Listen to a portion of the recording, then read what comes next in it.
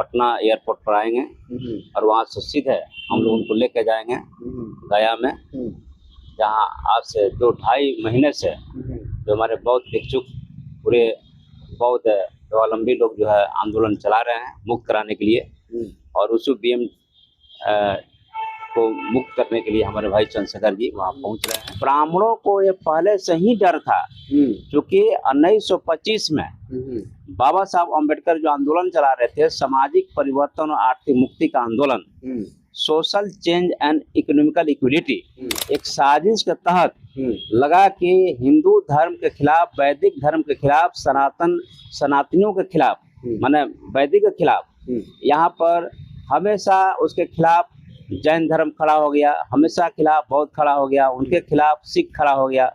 तो लगा कि इस तरह से उसके व्यवस्था को कमजोर करने के लिए खड़ा हो रहा है। तो 1949 में करके दिया कि उस बौद्धों को मिट्टी में मिलाने के लिए तो क्या किया कि जहाँ पर तथागत गौतम बुद्ध, विश्व शांति के प्रतीक तथागत गौतम बुद्ध जो ज्ञान प्राप्त किए थे गया में, और वहाँ पर उन्होंने क्या किया कि उस एक्ट में जो है चार जो है ब्राह्मण को मिला दिया।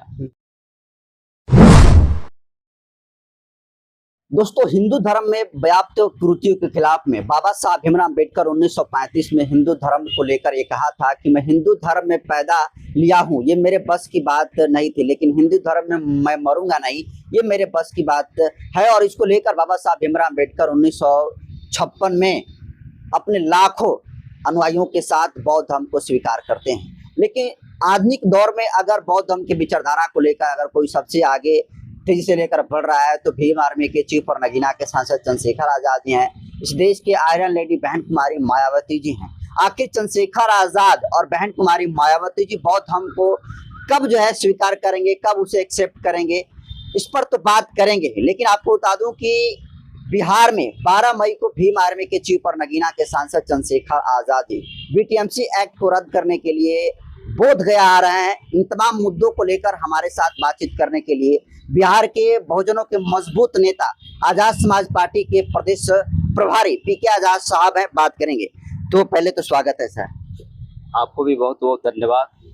चंद्रशेखर आजाद आ रहे हैं 12 तारीख को आ रहे हैं, और 12 तारीख को पटना एयरपोर्ट पर आएंगे और वहाँ से सीधे हम लोग उनको लेके जाएंगे गया में, जहाँ आज से 2-2.5 महीने से जो हमारे बौद्ध भिक्षुक पूरे बौद्ध धर्मावलंबी लोग जो है आंदोलन चला रहे हैं मुक्त कराने के लिए, और उसी बीएम को मुक्त करने के लिए हमारे भाई चंद्रशेखर जी वहाँ पहुँच रहे हैं। और हम पूरे बिहार के जितने भी भीम आर्मी के कार्यकर्ता हैं, आजाद समाज पार्टी करता है, 38 जिला के बड़ी मजबूती के साथ और हम लोग जो है वहाँ पर पहुँच रहे हैं, भाई को लेकर पहुँच रहे हैं, और बहुत बड़ा जन आंदोलन होगा वहाँ पर गया।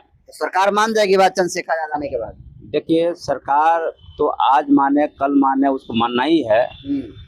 जब तक हम लोग आंदोलन नहीं करेंगे, और हमको लगता है कि भारत के इतिहास में आप जानते हैं कि 1949 में जब ये एक्ट बना था, और एक्ट के माध्यम से जो बाबा साहब अम्बेडकर 14 अक्टूबर 1956 को नागपुर में जब बौद्ध धर्म की दीक्षा लिए, तो पत्रकारों ने कहा कि आप बौद्ध धर्म की दीक्षा ले रहे हैं, आप धर्म परिवर्तन कर रहे हैं। तो बाबा साहब ने कहा कि मैं धर्म परिवर्तन नहीं कर रहा हूँ, ये भारत का मूल संस्कृति है बौद्ध धर्म यहीं से उत्पन्न हुआ है, और मैं भारत का जो मूल संस्कृति है बौद्ध धर्म है, मैं घर वापसी कर रहा हूँ। मेरा बाप दादा, आने वाला बहुत जनरेशन जो आपको बुद्धिस्ट था, बौद्ध धर्म के लोग मानने वाले थे, और किसी कारण से यहाँ के मनवादियों ने जो बौद्धों को समाप्त कर दिया, मिट्टी में मिला दिया, तो यहाँ की संस्कृति पढ़ने के बाद ये तो बौद्ध में भारत था, तो मैं सिर्फ और सिर्फ जो है घर वापसी कर रहा हूँ, धर्म जो है परिवर्तन नहीं कर रहा हूँ, घर वापसी कर रहा हूँ। और जब उन्होंने 14 अक्टूबर 1956 को नागपुर में बौद्ध धर्म के जब दीक्षा लिए, 56 में, तो 56 में वह दीक्षा लेते हैं। ब्राह्मणों को ये पहले से ही डर था, क्योंकि 1925 में बाबा साहब अम्बेडकर जो आंदोलन चला रहे थे, सामाजिक परिवर्तन और आर्थिक मुक्ति का आंदोलन, social change and economical equality. तो उनको लगा कि बाबा साहब डॉक्टर अम्बेडकर ऐसा विद्वान है कि भारत ही नहीं बल्कि पूरे विश्व के संस्कृति को उन्होंने अध्ययन किया है, विश्व के सारे धर्मों का अध्ययन किया, विश्व के सारे संस्कृति के साथ साथ कानून कायदे को भी उन्होंने अध्ययन किया। तो उनको लगा, ब्राह्मणों को लगा, भारत के मूल मनुवादियों को लगा कि डॉक्टर अंबेडकर अगर जीवित रह गए तो ये भारत को बौद्धमय भारत बना देंगे। तो यही कारण है कि 1949 में आपको 56 में बाबा साहब बौद्ध धर्म की दीक्षा लिए, लेकिन 1949 में ब्राह्मणों ने क्या कर दिया कि आप तो जानते हैं कि बौद्ध भी अलग धर्म है, आप जानते हैं कि इस्लाम भी अलग है, ईसाई भी अलग है। तो ब्राह्मणों ने एक साजिश के तहत लगा कि हिंदू धर्म के खिलाफ, वैदिक धर्म के खिलाफ, सनातनियों के खिलाफ, माने वैदिक के खिलाफ, यहाँ पर हमेशा उसके खिलाफ जैन धर्म खड़ा हो गया, हमेशा खिलाफ बौद्ध खड़ा हो गया, उनके खिलाफ सिख खड़ा हो गया। तो लगा कि इस तरह से उसके व्यवस्था को कमजोर करने के लिए खड़ा हो रहा है। तो 1949 में करके दिया कि उस बौद्धों को मिट्टी में मिलाने के लिए तो क्या किया कि जहाँ पर तथागत गौतम बुद्ध, विश्व शांति के प्रतीक तथागत गौतम बुद्ध जो ज्ञान प्राप्त किए थे गया में, और वहाँ पर उन्होंने क्या किया कि उस एक्ट में जो है चार जो है ब्राह्मण को मिला दिया। कहने के लिए हिंदू है लेकिन हिंदू में भी ब्राह्मण को मिला दिया। 4 बुद्धिस्ट रहेंगे और वहाँ के जो जिलाधिकारी होंगे वह कोई ना कोई हिंदी होगा, वह पदन जिलाधिकारी हो जाएगा। तो उसकी तो संख्या 4 और एक जिलाधिकारी 5 हो गया, उसकी बहुमत ज्यादा हो गई। और यही कारण है कि यह बौद्ध महाबोधि बौद्ध विहार जो है वहाँ पर ये ब्राह्मणों के कब्जे में चला गया और आज भी है। जबकि आपको देखते हैं कि चर्च का प्रबंधन जो ईसाइयों का हाथ में है, आपको मस्जिद का प्रबंधन जो है मुसलमानों का हाथ में है, आपको तमाम हिंदुओं का जो मंदिर है उसका प्रबंधन ब्राह्मणों का हाथ में है। तो सरासर ये सत्य है कि बौद्धों का भी प्रबंधन बौद्धों के हाथ में होना चाहिए। लेकिन सर सवाल ये है कि बौद्ध क्या में जो आंदोलन 2 महीने से चल रहा है उसको लेकर केंद्रीय मंत्री रामदास अठावले बीते दिन आए थे, प्रकाश अम्बेडकर हो, राजेंद्र पाल गौतम, एक से एक दिग्गज नेता वहां पर आए, कहीं कुछ नहीं हुआ। चंद्रशेखर आजाद आने के बाद क्या लगता है कुछ होगा?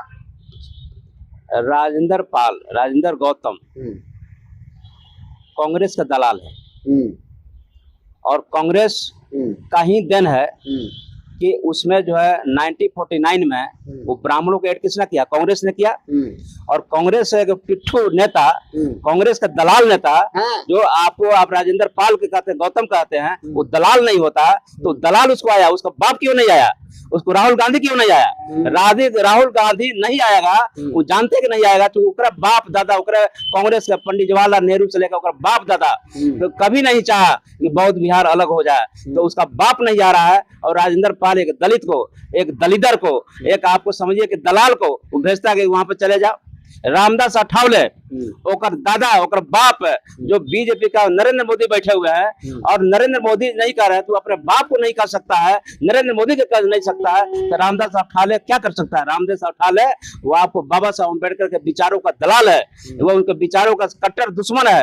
आपको ये भी दुश्मन है, बाबा साहब का नाम लेता है लेकिन कहां पर आपको मानवर कांशीराम साहब कहते थे इस देश में कांग्रेस साफनाथ है तो भाजपा नागनाथ है, और साफनाथ नागनाथ से कभी भी बहुजन समाज का भला नहीं हो सकता है, बौद्ध समाज का भला नहीं हो सकता है, अम्बेडकरवादी समाज का भला नहीं हो सकता है। आप उसकी बात कर रहे हैं।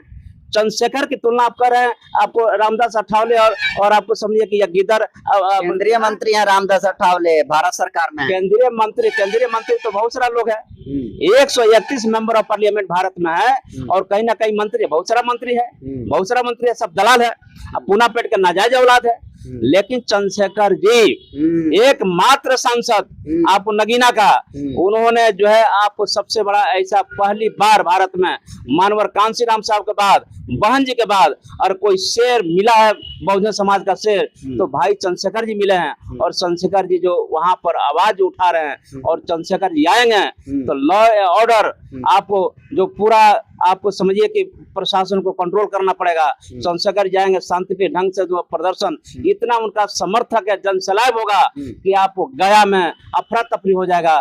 सरकार को संज्ञान लेना पड़ेगा।